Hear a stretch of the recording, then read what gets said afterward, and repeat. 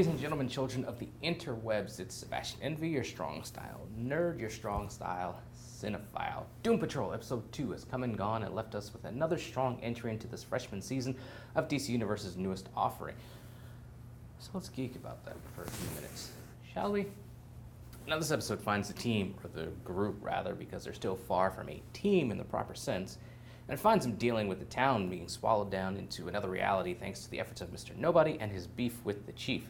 The non-team soon finds themselves inside that reality alongside Cyborg, a hero from Detroit who has a history with the Chief. Now Mr. Nobody puts Rita, Larry, and Cyborg through some psychological torture, questioning who they are, undermining who they are, and trying to cause their minds to break under the weight of the failures that they have become. It takes a Deus Ex last-ditch save courtesy of the being inside Larry to save the day and break the team out. Even the narrator calls it Deus Ex, continuing the fourth wall breaking the show started with and what will be a hallmark of it. And it's funny.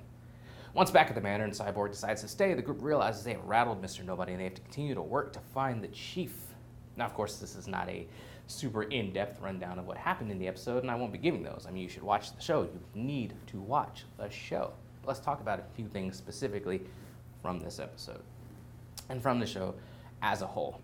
Brendan Fraser continues to be the best thing about this show, in my opinion. His comical reactions to the reality swallowing whole, his parental desire to help Jane fill the void left by his daughter, and Jane, or Hammerhead, calling him out on it. He still continues to try to get through to her and make sure she's okay. Now, I'm not sure if this was his way in the comics, because I haven't read them, but Robot Man, I believe, will rise to be the heart and soul of this group, and that is cool with me. Now, Jane continues to be the wild card of the group, which is par for the course, given her multiple personality, multiple superpower condition. Now we see a few new personalities in this episode with Lucy Feud, who has electrical-based powers, Silvertongue, who can turn her words into actual liquid metal objects and weapons, and Katie, a powerful energy-based being who apparently resides in a place deep, deep inside Jane's mind known as the Underground. We get this through Cliff's efforts to get to know Jane and understand how Jane works, which, as I already said before, shows he will be the heart and soul of the team on the show. Now, hopefully, Jane's meltdown gags will not be overused this season, and we'll continue to get to see some insight as to what makes all of her tick. And, of course, the meaning behind the Hangman's daughter's ominous painting at the end of the episode that showed the team in peril. Cyborg, or Tiny Borg as I call him. Now, I was not keen on the actor when I first saw the initial teaser for the show. He was too small in my mind, and I'm a short guy myself. I know small. Now, Cyborg doesn't have to be some colossal giant or anything like that, but he needs to be a full-grown man, I would think. In this iteration, Cyborg's identity is public, and he's a street-level hero with Justice League membership aspirations. He works side by side with his father. His father works to keep his systems running smoothly. We find out that Vic has made a vow to make his mother proud of him and use the abilities he now has, abilities that were the fallout of an accident he caused that led to her death, to protect and serve. Now, Victor and Silas seems to be a cordial enough relationship, less adversarial than some of the recent animated portrayals in Young Justice and the Justice League New 52 Universe movies. It remains to see if there's real animosity between them. I mean, they do clash a bit as Vic resolves to stay at the manor to help find the Chief. We'll see. I mean, I like the Cyborg. I like his attitude, his moxie. I just hate his size. And Silas makes a comment about upgrading him, and maybe that will be what it takes to get us a true right-sized Cyborg. It's an easy way to recast the actor, and if they eventually did that, it would work with me.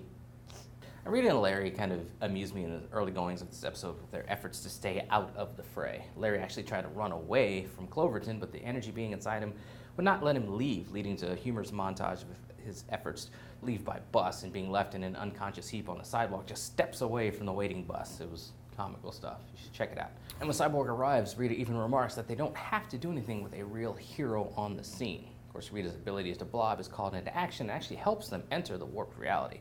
Mr. Nobody's torture puts Rita on a movie set where she longs to be, but then there's a baby carriage and a baby crying, not much beyond that. But my thinking is that Rita, for the sake of a shot at stardom, sacrificed her possibly newborn child, either ditching him or her at a bathroom or a dumpster or something like that, or she may have gone through some method of abortion in order to achieve her success. We'll have to wait and see how that plays out, but I think kind of speculate that's kind of where it might be going, their dark secret. Now, Larry finds himself with his energy being to thank for the rescue and thus endeavors to make some kind of peace with it, leaving a note for the creature, and he can't even read, that the two of them need to set some ground rules for their coexistence. I mean, there's so many awesome things in this episode, even with Tiny Borg. I find myself hard-pressed to find many things wrong with this show thus far.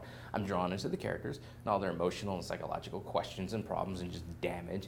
I love the pace of the story. I love the low-key comedy of the script. I love Mr. Nobody as a narrator. I'm genuinely curious as to what his background is with the Chief and where that goes.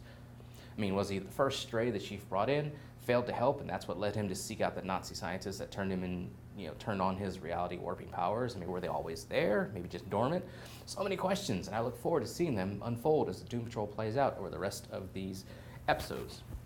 Again, once a week, it's kind of different from the binging all at once that we're used to, but I think it kind of gives us, like I said, it just lets the episodes simmer a little bit in our minds, and we can kind of enjoy them, take them in. We have more time to really think about them and take them in and understand them. And it makes just watching them that much more enjoyable, and we can binge later on when it's over with, when all the episodes are uploaded and stuff like that, like you can with Titans. And those are just my thoughts. More importantly, what do you guys out there think of Doom Patrol thus far? We got 2 episodes in of the non-team. What do you guys think of the characters, the story, how it's going? I mean, just let me know below.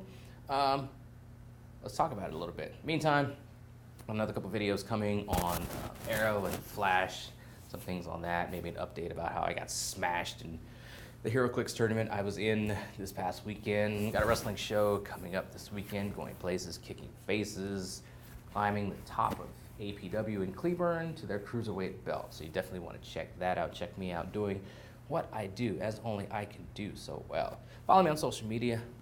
Those links are below. Converse with me there, converse with me here. Let's talk, man. Let's just geek.